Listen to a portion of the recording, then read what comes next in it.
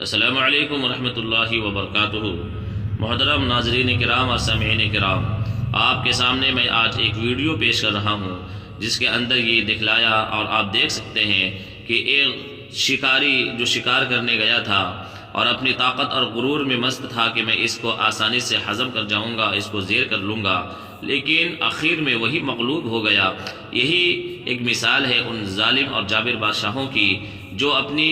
حکومت اور قوت پر ناز کرتے ہیں اور غریبوں اور مظلوموں پر ظلم کرتے ہیں اور یہ سمجھتے ہیں کہ ہم کامیاب ہو گئے اور ہمارا محاسبہ کرنے والا دنیا میں کوئی نہیں ہے۔ ملاحظہ فرمائے، اب عبرت پکڑیے اور سبق لیجیے۔ ملی خاک میں اہل شان کیسے کیسے مکی ہو گئے لا